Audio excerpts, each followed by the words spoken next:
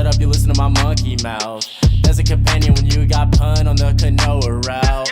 Hopped in a portal and got in a fight, Elias knocked him out. Bow, Naruto fighting style. Bow, UFC he tapped out. Bow, we win, we get crowned. Monkey mouth, monkey mouth, monkey mouth, monkey mouth, monkey mouth.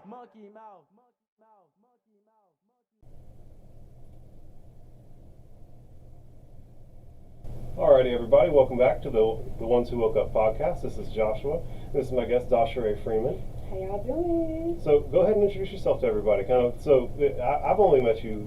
We're barely getting acquainted right now. So, you're obviously doing comedy right now, right? Yeah, my name is Dausharae Freeman. I'm a stand-up comic based here in Austin, but I also travel. I go where the money goes. Yeah, it makes perfect sense. And so, how long have you been doing that? So I've been doing comedy for 3 years. It'll be 4 this October. These last few months, I kind of drew back a little bit, just, personal life issues to slow you down, but I haven't stopped. The Chinese say to never be afraid of slow growth, only be afraid of no growth. Period. As long as I feel like in life we come into in the higher dimensions, pockets of greater resistance spiritually and emotionally, and the way we're trying to get through our lives. We are always pushing, but there are times when we're pushing and the universe pushes back, and then we just get in the habit of having to push harder to keep getting the progress that we want, and then one day you experience lesser resistance and you're just fucking flying forward because you've been grinding and pushing through these difficult things, and then all of a sudden you hit that patch of lesser resistance and you just kind of springboard forward, build up that kinetic energy as it were. I call that slingshot. Yeah, you're building up kinetic energy or potential energy, right? That's the word, building up potential energy. Are you asking me? No, I don't know what's the word. Maybe. I was the one who went to school for physics. I should know the difference in kinetic and potential energy. That's my bad. Whoops. Is that biology? What? No, that's science, chemistry. I don't fucking know. Physics is like the measurement of moving objects, right? You were to throw a thing, you could measure its arc and how long it would take for it to land, and all kinds of shit, all kinds of dumbass shit. It's like the way we put rockets on the moon, right? Oh. Yeah. I was double majoring in physics and philosophy whenever I was going to college, which was kind of by accident. I was going to school for physics, but I was running businesses. I run a drone company, and I run a cannabis company, and it's all very taxing and time consuming. And so I wasn't able to take the classes during the day, and so I was having to take them at night. And you can't get chemistry 2 at night except for once a year. You know what I'm saying? At the community college. And so there were times where I was basically on hold because I couldn't get to the classes that I needed. And so I would fill in the blanks with philosophy classes. And I'm actually now closer to a philosophy degree than I am to a physics degree. How do you feel about that? I mean, honestly, so I think that college is cool and all.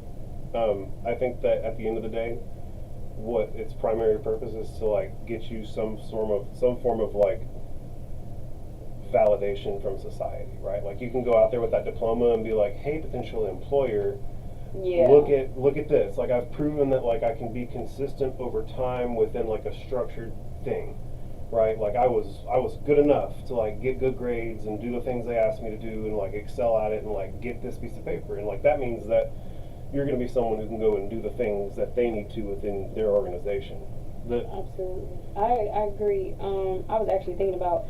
I'm actually in the process of getting re-enrolled into school. I want to go for psychology. I'm just interested in the way the mind works. Why do we have some of the reactions that we have? Is it from past traumas? If so, how do we fix it? I want to be a psychiatrist, but then again, I'm that's a lot of school and a lot of money that I don't have the patience or the funds for. So I don't know. Well, the truth is that you're going to follow your heart, right? You're going to do the thing you want to do, and you're going to go as far as you can with it before before it stops making sense, right? And you'll wind up somewhere between here and there or past where you're aiming, right? As long as you go on the path, we're going to see where it goes. So my heart is in entertainment. Yeah. I've always been an entertainer since I was a kid. Class clown? Kinda. I got voted most wittiest in my high school. I got voted most dramatic. That's outstanding. That is an accomplishment like no other. That really is. How many people did you graduate with? I don't know. Like 500? Probably a little bit over that, but. So the school I went to, there were, including staff and everybody, 500 students, and that was pre-K through high school. Yeah, I graduated with a class of 40 people. Oh shoot! It was fucking weird. Were you in like a small town? Yeah, I went to school in Granger, Texas, a town of like 1,200 people. Was it any black people? Yeah. You took too long to answer that. So like there weren't enough. Like there sincerely weren't enough. I was friends with them all. That's what every racist white person says. Well, so what I'm trying to interlude into is that I was always like, I didn't really fit in with like the jocks or like the whoever. So I was like the kid that got along with everybody. Yeah, I was kind of like the floater who would like bridge the gap. Like if someone was throwing a party over here, I could get like members X, Y, and Z of units 1, 2, and 3 together and like create like unique little pairings where like we could all go have like real good fun times with like unique groups of people. It was a lot of fun. I had fun with it, but you know, granted, you just make the best with what you have. Like fucking graduating with 40 people. Do you miss high school? Fuck Do you miss being a kid? I'm a kid. I am a kid. No, I mean like the grown-up responsibilities that we have. Do you miss not having? Well, I don't know your personal life. I don't know if you've like always been on your own or anything like that. Yeah. But I was definitely a child, like in the traditional measurable sense at one point, yeah. And so yeah, I get what you're saying. I'm just tired of being an adult. Yeah. So take like 5 tabs of LSD on a Saturday, and like I have tried LSD, and the person that I tried it with, like they were sus.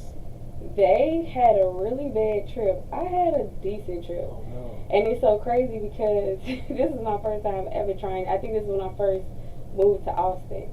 I was checking out. So proud of my city for like getting. I know, right? Introducing me to LSD. Go Austin. The first time I did it, when I first moved to Austin, it was with a guy from the military guy, white boy. He was real cool. So like we ended up, I guess we was downtown 6th Street. We ended up going back to his hotel. He was like, yo, I got this, let's try it. So I'm like, cool, okay. So we did it, and we ended up fully clothed, our clothes on, our shoes and everything that we that we went out with on. We came back in, and we were sitting in the shower with our clothes on, just sitting at the bottom of the shower, just talking for like hours. And the only reason I knew we had been is sitting at the bottom of the shower, fully clothed for hours, is because the water started to get really cold. Oh, like y'all ran out the hot water? We ran out the hot water, and I'm like, I am freezing. And I look down, and my clothes are drenched. Did you at least like get your phone out of your pocket? I don't even remember where my phone was. Well, fuck your phone when you're tripping. It's just like, I'm just like curious if y'all were just like in full everything, like phones in your pockets, wallets still. I think I had a purse. I don't think I had my phone. We're getting in the water. But I really appreciated that experience because the photos that were in the bathroom and in the hallways like were photos of nature and flowers, and they were just like, it felt like, I remember looking at the picture, it felt like I was sitting in the middle of that field, and I could feel, maybe it's because I was wet and clothed, but it felt like I could feel the wind as the flowers and the grass was blowing. I felt like I was literally sitting Indian style in the middle of that field, and I was just That's beautiful. It was very beautiful.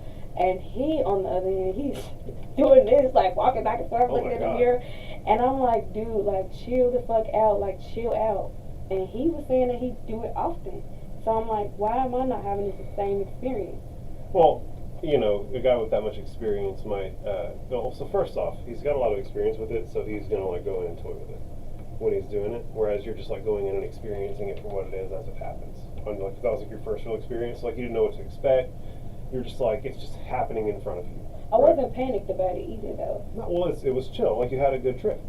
That's what most people go through. Like bad trips are like out in the twilight zone. It doesn't really happen as often as people. You hear about it, and they're scary, but like it doesn't really happen that often. As long as you have someone around who's like solid and knows what they're doing, then like they can talk you through it pretty effectively.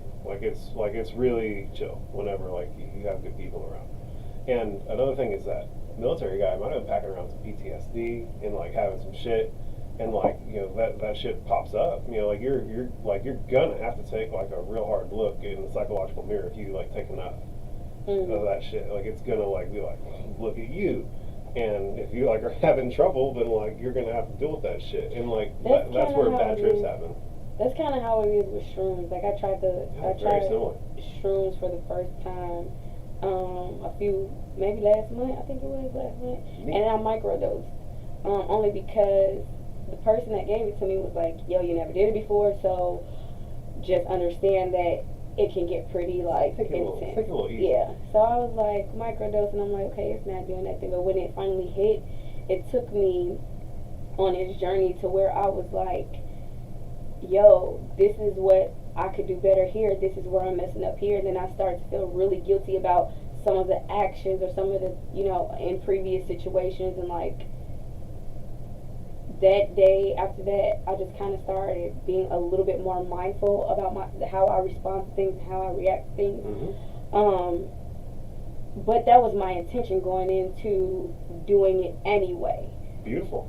So, I don't know. I guess that helped. Yeah, well, I mean, they're incredibly beneficial forms of medicine. Like, period. Like, psychedelics are good for you. Is that why they're illegal? I think that they just scared the shit out of people back in the day. I think that that's the real thing. I think that there was like an overreaction to like the existence of bad trips.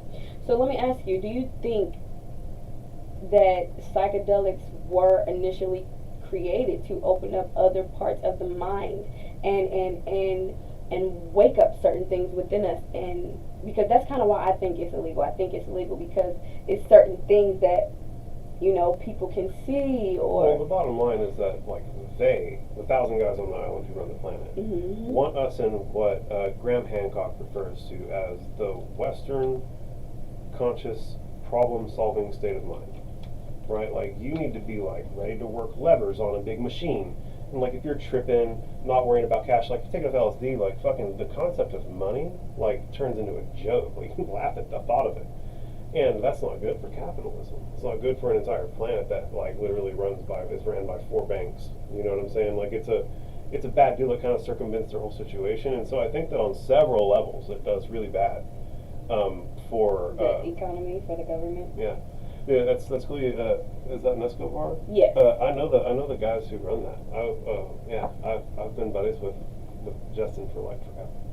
Hey Justin, I buy these a lot if you watch it. So if you want to be a, you know what I'm saying? Sponsor her, girl. Send her a box of them. You know, I sell them at my show. These things sell out quick, for real. I buy like 6 a week. Know what I'm talking about? Synergy. We're gonna see. But I like to compare the psychedelic experience of mushrooms to being like, it's kind of like swirling and kind of like coming at you, and it like reminds me of like Art Nouveau, like Lord of the Rings ish type shit. For shrooms? Yeah, or it's kind of like flowery and like popping, right? And LSD is more like laser beams. So that's crazy because like I had a different experience. It was backwards for me. So like with the LSD, it was more so like I could feel. Well, you had your little field experience, right? So yeah. That's dope. It was more like I was so in dope. the pictures. I could physically touch and feel the flowers, like the bedding, the threads on the quilts. Like I felt like I could become one with them. Everything felt so good. Everything's so magical. Yes. Yeah. And then with shrooms, because magic's real. I believe so. I believe that we have magic. We can actually, what is it called when you can communicate with someone without being in the same vicinity as them? It's like a telepathic. Telepathy. Telepathy. I believe Shout out in Elias. that. I believe in that. And manifestation. People say it's manifestation, but I feel like that too is a form of magic because. I'm so sorry. Keep going with your thought. No, what? No, I'm okay. So, like, when it comes to like manifesting things, right? Like, think of me at age 50 on the beach, with my feet up, drinking a beer, right? Blue sky, waves rolling in. I'm retired. Everything's beautiful, right?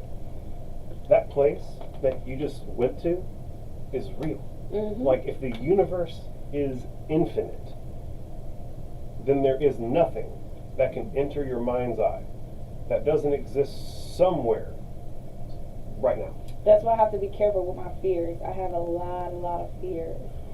And I do feel like if you dwell on them a lot, you can manifest them. But I feel like that too is magic. I don't know. It's weird. The way that I think about life and the way that I think about things, I don't necessarily know how to articulate them to where people can understand. Sometimes I wish I just had like a... Aristotle said that the simplest truths are the most difficult to communicate. Yeah, like that. And that What's like, his name? Aristotle? Aristotle. Aristotle? Yeah. Shout out to him. Is Yeah. he dead? Yeah, way dead. He's like thousands of years dead. Rest in peace. Yeah, I mean, homies. Yeah, if he ain't found peace yet, then fuck him. He's not gonna get it. His name is what again? Aristotle. Aristotle. Yeah. Aristotle. Yeah, he's I'm gonna have to real look dope him philosopher. He's also like the guy who like created logic. Do he like now? Is he an author? Does he have books out Yeah. and stuff? Yeah. Are they like? Have you ever read the 48 Laws of Power, where it's kind of written in like the times where you can't really understand what the fuck they say? I haven't really read much of anything, Okay. but it's okay. Like, you can tell me the point. I'm certain I can get it. It's just the fact that the way that it's written, it's like it's a struggle to read. Yeah. For me personally, because I feel like The language. what the words, The and language is buried. and then and then it's I don't know. It's not simple. Yeah. Well, I mean, They need a 48 Laws of Power for dummies. I think that's beautiful. I'm gonna be the author. I'm gonna write it. Dude, that's great. Listen, I should start a publishing company. We'll get it in. Let's do it. But I want to get back to the subject of manifestation, Mhm. because so whenever I did my big LSD trip, I like understood where, like, if you could imagine like where you are as a point and everywhere where you could ever possibly wind up in the future or the past, like being like conceivable, right? Like, and it would be like a big root system emanating out from where you're at. And imagine those roots being like single threads of light, okay? And so you're looking out and you want to get to where you want to go, right? Where do you want to go? What do you want to do in 20 years? Where do you want to be? What do you want to do? In 20 years, I want my daughter to be opening up for me at a show in front of 100,000 people. Whatever it is that she's gonna do, if she's gonna play violin, guitar, she's gonna sing, she's gonna tell jokes. And after we done with the show, I want to fly out to Paris and chill and eat all the good food there is to eat. Okay. So, right now, I just saw that in my mind's eye, Mhm. just like you did, right? Mhm. So that's a point out in the future, in space-time, that like you can see. There's like a line now between you and it. Every time that you think about it, it puts another thread out. Every time you do it, you do another thread. And every time that I think about it, it makes another thread. And so that's why you got to be careful about who you speak with, because if they think the opposite, right, then now it's divergent. And now you could fall down that thread. Because like these are like reality tunnels that you can fall down. That thread between you and there is a potential reality for you to flow through to that point. And so you don't want bad reality tunnels being put out in front of you by speaking where you want to go to the wrong people that are going to think negatively of your goals. But Wow. That just hit me in a different light. dog, I told you it was going to be fun. Yeah. Shit. Yeah, dog, I've seen some things, bro. I took a bunch of LSD, had my heart weight against the feather of truth in the Hall of Anubis. It's crazy. What did you just say? I don't understand any of that. So, whenever I took me and my cousin Jeremiah, shout out Chop. Is he black? I know Chop. No, he's a white boy with a big red beard. Oh. He's I thought you was talking about Young Chop. No. Young Chop on the beat. No, that'd be dope though. I'd be so pumped. You know who Young Chop is? Oh yeah. See? I told you I'm Grime God, girl. Damn, that's a moth. Let me find out. That's a dusty old spot. I hate bugs. I'm kidding. I was saying whatever you knocked off the table was a moth. Okay. So if it wasn't a moth, it wasn't a moth. Maybe it was. You know I thought you knew Young Chop. I was gonna say, hook me up with Chief Keef. I can rap a little bit. Listen, I've met some really, really interesting people throughout my experiences, but I want to talk about the Hall of Anubis experience that caught your attention. What is it called? The Hall of Anubis. Hall of Anubis? Yeah, so you know the humanoid figure from Egypt that has a dog face? Educate me. Well, his name's Anubis. And- Anubis. Yeah. And it's hall, like a hall of Anubis, not Hall of Yeah, Anubis. it's like his like fucking. He has a big room, A hall of Anubis. Okay, Yeah. gotcha. and they weigh your heart against the feather of truth there, and that's how they pass judgment in the afterlife. Yeah, and I had it happen to me. They physically weigh your heart. No, I mean it's like in like the way they see it, it would be like measurable and like a physical thing to them, right? But like it's like a big, huge fifth dimensional thing to us that's like outside And of our this ability to happened touch. when you were on LSD. Absolutely. Okay. Yeah. So I took way too much, and then an hour went in, and then I took way too much more. And I took way too much twice. So did your heart, when you take too much, does your heart pound? Does your body, how does your body physically react for you to know, or is it just a mind thing? Well, so it definitely like you get like the like squiggly feels in your spine and like through your like leg. It's like your whole. It's like, you know, the whole like little electrical system that runs through your body. It's like someone's got a screwdriver and it's just like twisting it up here and making it all Isn't that go. like your neural system? Is Yeah, that your neurological system. Yeah, it's like someone's fucking just twisting your whole neurological system. It's like right, and the visuals come on organically, right? And one thing that kept like beaming into my head was that like this can happen without these drugs. Like you can meditate and find this state of mind if you really want to. And that's true. I have a good friend who is definitely who's into medicine. Oh yeah, I know this. Yeah. Okay. So see, he's got the scale. He's weighing someone's heart against the feather of truth right there. See, it's a heart and a feather. Oh wow. Yeah, dog. Shit's fucking real.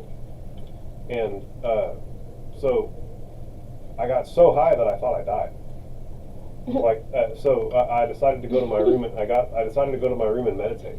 And like I sat in lotus pose and meditated. in So silent when you darkness. died, you went to your room to meditate? No, this was after I went to my room. I went to my room to meditate, and it got to where everything was so psychedelic, and like whenever you open your eyes, there's nothing. It's all black. So like there's no way to orient and pull yourself out of the psychedelic Wow. experience, and you get further and further in. And I got so far out that I thought that I'd actually left my body, and there was no coming back to it. And in that moment, I decided that I was either dead, and if I ever came back, I was never going to be the same. And I was right. So when you were in that dark space, when you could see nothing, this is going to sound crazy. When Say you it, girl. physically couldn't see nothing in your body, Mhm. where that was there in Mhm. the universe at that time, what did you see? Well, that's when I entered the Hall of Anubis. Okay. Yeah. And like it was like a flowing river of light in my periphery that I could never see. And if I tried to look at it, it would like move with my periphery, and like out of it was like just this flowing wave of symbols that like I couldn't recognize, but I knew had context to them. Like it was like those were the most meaningful symbols that any race of any species on any planet, anywhere in any existing universe had created. Those were the ones that it was fucking letting fly as it went by. And yeah, like you could tell, they like meant so much. And it got to where, like, you get real disoriented trying to chase this light down, and before long, it's like every god that's ever existed ever, like not even on Earth, but on every other variation of Earth. And on every other Earth-like planet, like anywhere where any sentient thing ever has created in its mind an idea of a god, it was there. And they had their whole microscope on me, looking right down at me. Did you feel judged? Oh, absolutely. They took me through every single Planck frame of my entire life. A Planck frame is like if you were to take a second and divide it by 100 quadrillion divisions. I wonder, if you died? Well, I mean, the thing that... Or is that your... Well, so I mean, my heart never stopped. Like I don't think that this mechanism that I'm currently like checking myself out through ever quit working. I think that I got so disconnected and scrambled that like I went through the process of what it would be like to actually have the mechanism shut down on me. Or if that is how you think it would be.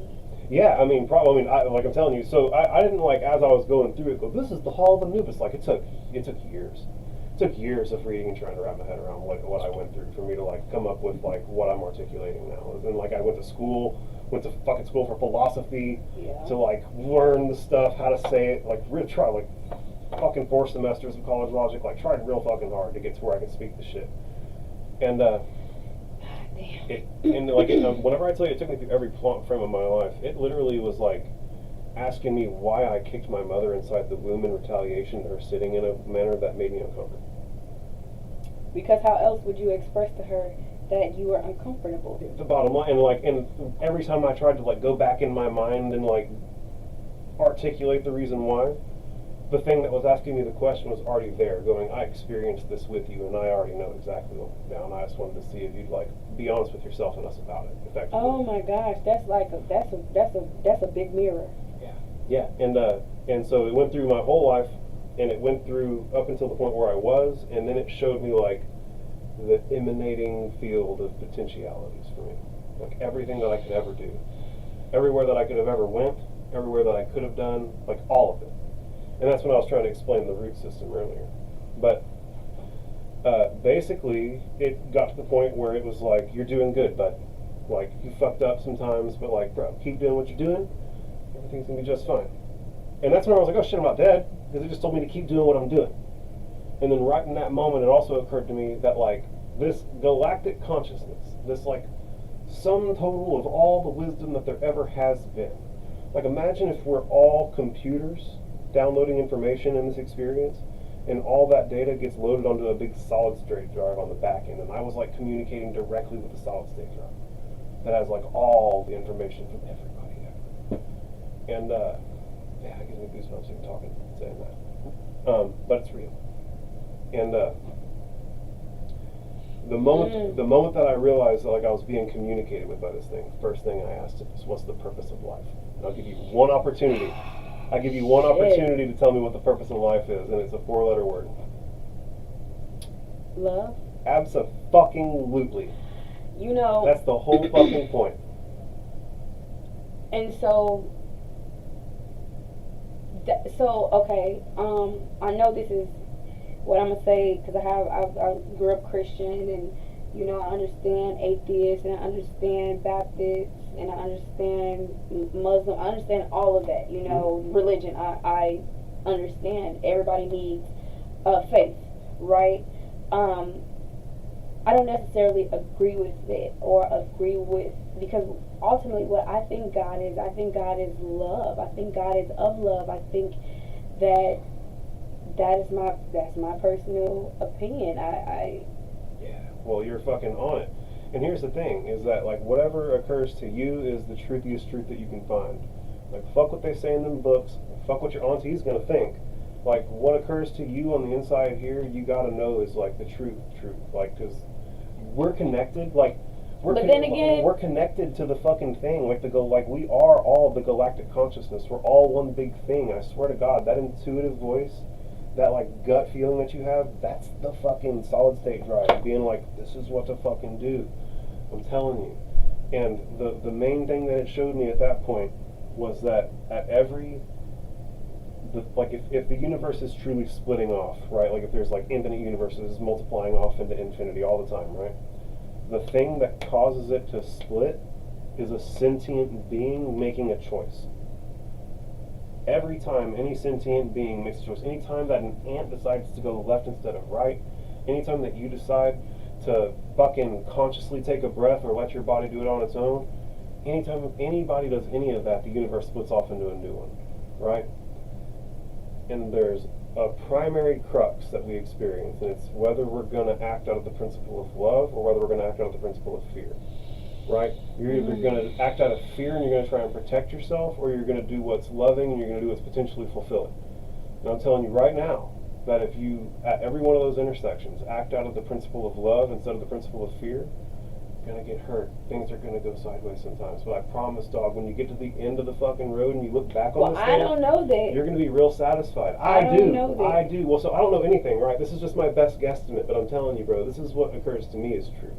This is my truth. Yeah. To the best of my ability. And I really like at this point, like I'm not only speaking to you, I'm also speaking to like 7 billion people on the planet to actually get to this. Like this is, I feel like I need to scream this from the fucking rooftops.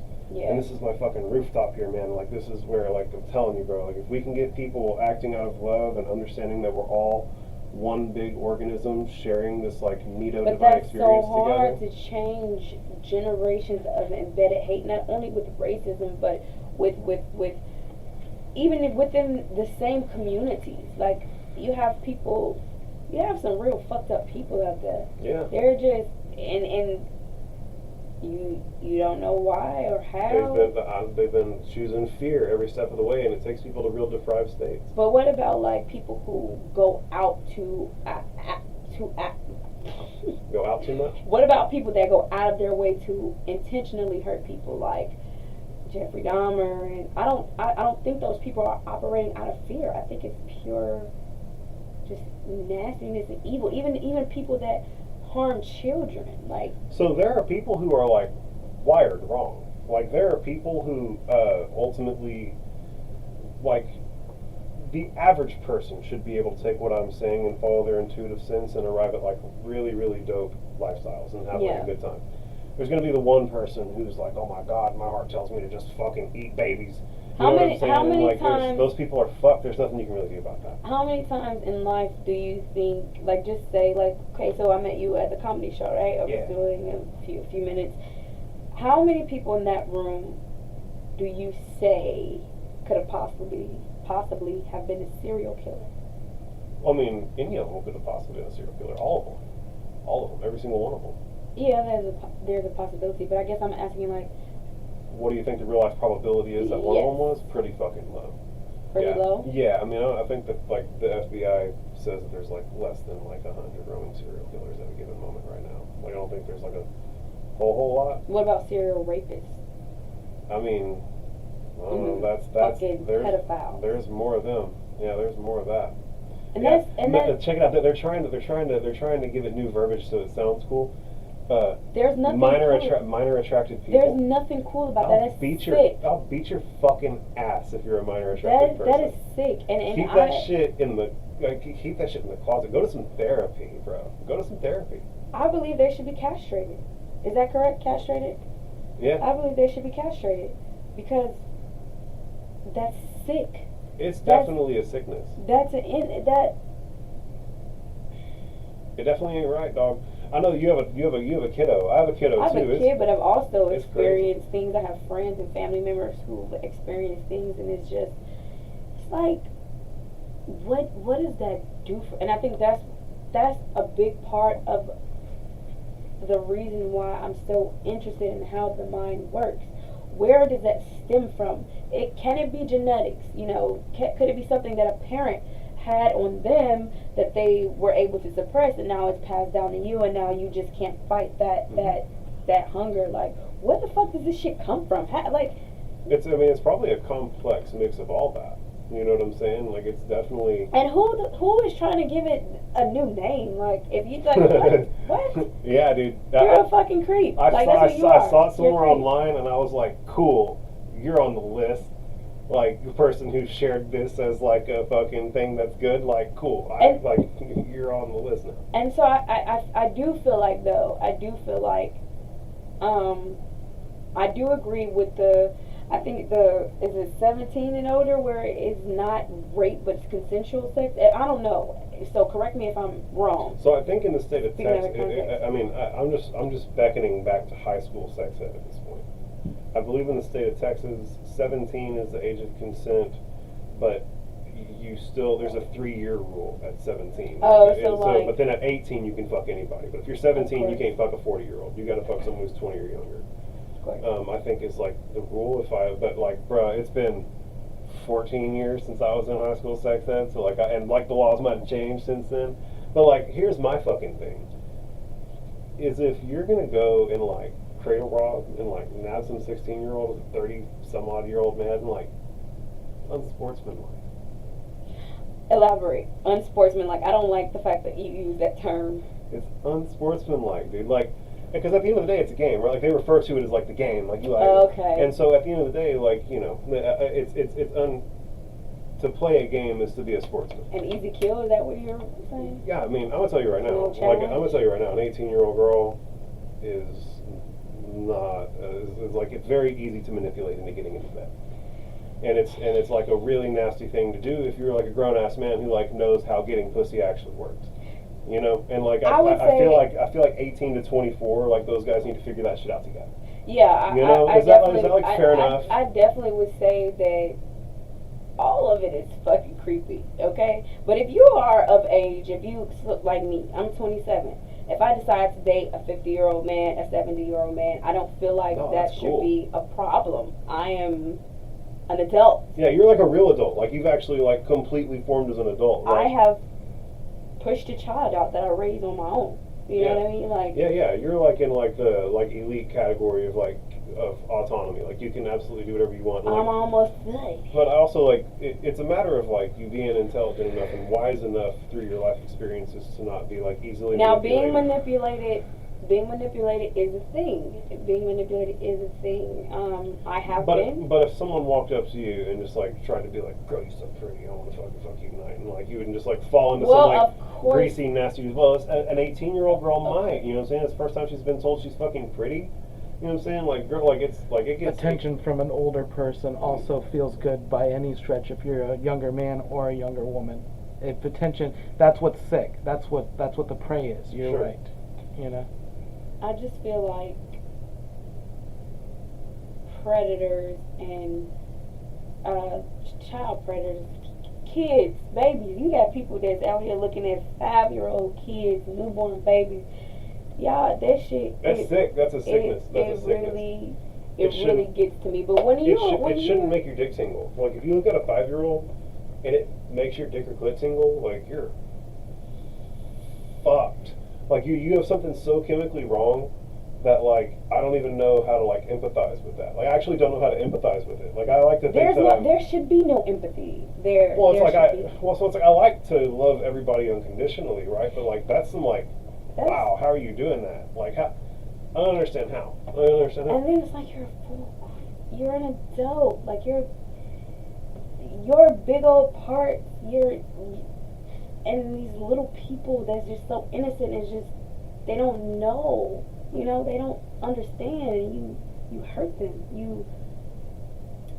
in ways that they can't understand. In the ways that it is going to take years and years and years for them to recover from. That's not fair. No, it's not. I don't know. But this just got real deep real quick. Well, that's what happens when you fucking hop on the One Suicide podcast, and we fucking got on the subject of fucking pedophilia and child predators. Sexual predators, dog, they're gross. And if I was the president of the United States, or in the group with the founding fathers, I would castrate you bitches. All of you. So here's my political move. Guillotine 2024. I'm listening. I go out and I build guillotines, and I put them in front of billionaires' houses and politicians' houses. Like what are guillotines? The big slicey blade they chop people's heads off with. Like they set you down in it, and then they pull a lever and it fucking drops. So you taking it back to Salem witchcraft? Yeah, but I think like French Revolution is like where you would find that. They were like guillotining all the like oligarchs back in the day. And that's what I want to do again. And so here's my thing. Here's where my fucking corrupted capitalist brain comes in. Is for every single one of those people that we use the guillotine on, I get 3% of that person's net worth. You know, I can't argue with that. But what if they're not worth shit? I mean, that's cool. Yeah, but I mean, I'm only putting guillotines up in front of billionaires' houses. It's like. So only the billionaires get their heads chopped? It's like there's 1,000 guys on an island who run the planet. I want to put guillotines in front of their houses. I don't want to put guillotines in front of y'all houses. I'm speaking for me. Y'all see this? I just want a contract. Maybe we could be partners or something. Y'all could sponsor me. Let me do a comedy show at one of y'all events. But God, you tell me when you're doing that. I swear to God, I'll come work security for you. Just to chop their heads off. I'm such a fucking gorilla. Oh my God, the thought of even being in the room with those guys makes me fucking chimp out. Oh my God, so, they grind your gears. Yeah, The rich get richer, man. They're nasty fellers. Yes. But Agreed. once I was an ankylosaur. Okay, what is that? An ankylosaur is like You look at ankles, take a break an ankle, my dude. broken ankles. You fixed them? No, I That's break a doctor. I break That's a them. doctor. But You hired. an ankylosaur is like, think like a dinosaur version of an armadillo. Like just big rock plate dinosaur with like a rock tail. And you just hit ankles. Pow, pow. Did you actually have a tool where you hit people in their ankles? With my tail. It was an ankylosaur. I had the tail. In your previous life? Yeah. Okay. Yeah. I'm on the same page now. Yeah. So I smoke lots of weed, and so I get very little REM sleep, which means that I very rarely dream. Yeah. But so That's so crazy. Finish your thought because I want to speak on that if that's okay. so when I dream, they stick out really vividly, like really, really vividly, because I rarely have them. So it's like, wow, I had a dream, and I was this like prehistoric armadillo fucking dinosaur with like a rock tail, and it was the dry season, and I was dying of thirst, like actually dying of thirst, like I was going to die if I didn't go get some water. Well, at the watering hole, it's dry, so like the water's shrunken down, but there's still the same number of alligators. Okay, and so now there's a greater number of alligators per unit of drinkable water, which makes it significantly more dangerous to go get the water.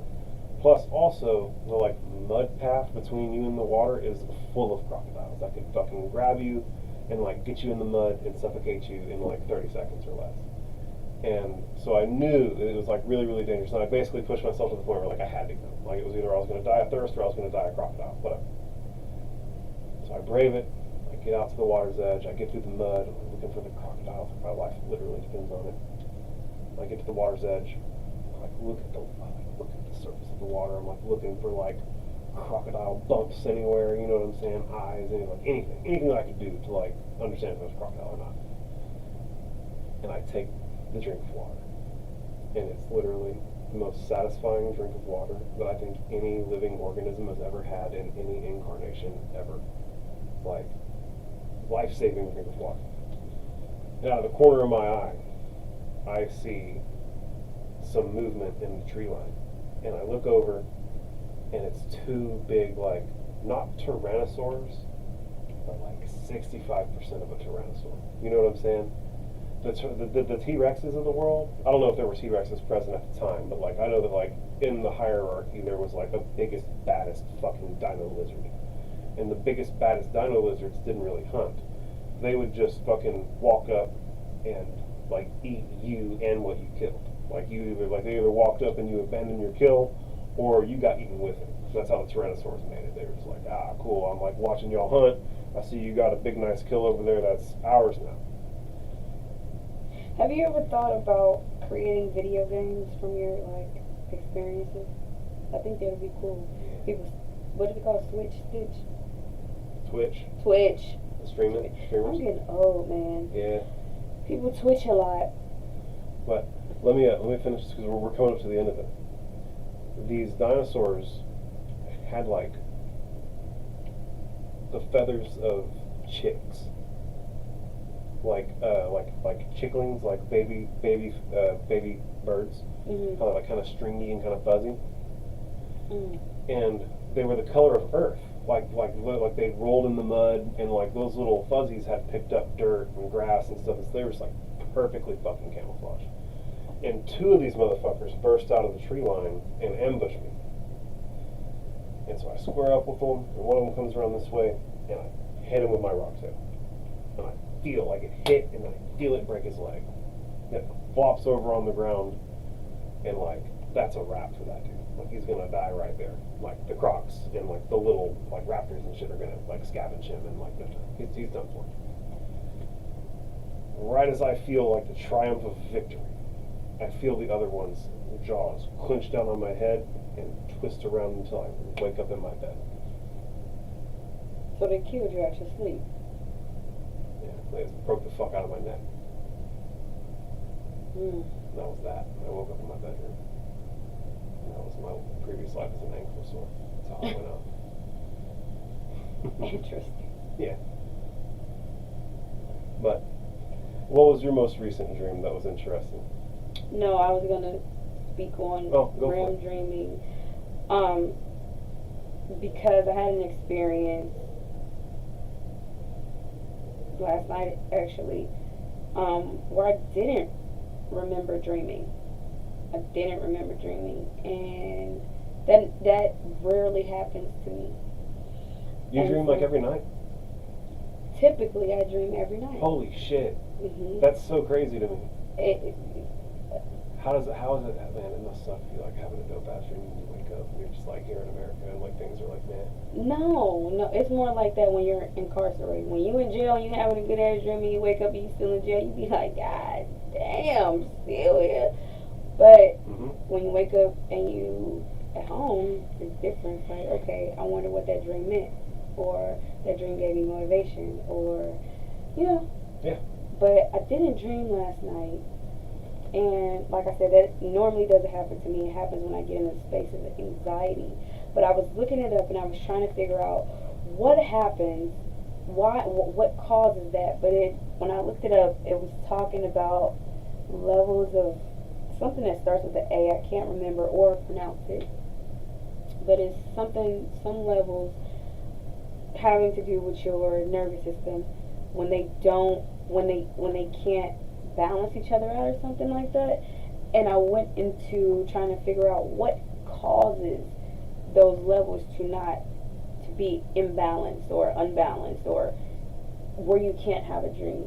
And I just thought it was ironic that you mentioned that, because that was something that I was looking up today. Bro, synergy. We're one big hive mind. I'm in your fucking brain. I think it's a great place to end the podcast, though. I had a really, really wonderful time. Thank you for having me. Yeah, why don't you shout out anything you want to shout out, right? The floor is Absolutely. yours. Y'all follow me on Instagram. My name is comedian Dausharae, but on Instagram it's at DAUSHARAE. Follow me for upcoming shows, funny content, interesting content, whatever. Like, just follow you, girl. All right, then, sleepers. I appreciate y'all checking it out. We'll catch you on the next one. I appreciate you so much for coming in. Yes, thank you for having me. Peace, guys. Monkey mouth, monkey mouth, monkey mouth, monkey mouth.